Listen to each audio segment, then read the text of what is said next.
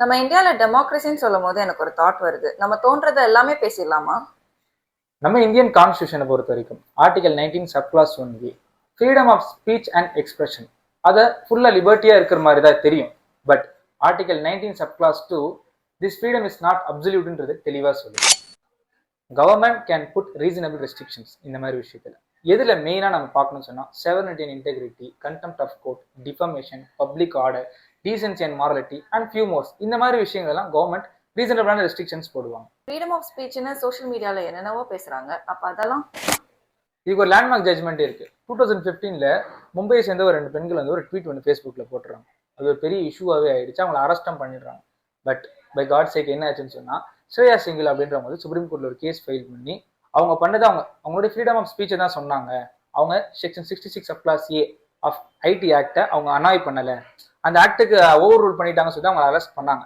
But அவங்க அனாய் பண்ணலை, அவங்களுடைய விஷயத்தை தான் சொன்னாங்கன்னு சொல்லி இந்த விஷயங்கள்லாம் அவங்க தெளிவாக கோர்ட்டில் சொன்ன உடனே கோர்ட்டுமே அவங்களுக்கு ஃப்ரீடம் ஆஃப் ஸ்பீச் இருக்கு அப்படின்னு சொல்லி அவங்கள ஜெயிலேருந்து இம்ப்ரெஷன் பண்ணவங்கள விடுவிக்கும் செய்கிறாங்க. அதே நேரத்தில் அந்த ட்வீட்டையும் எடுக்கிறாங்க. So speak what ever you want but responsibility.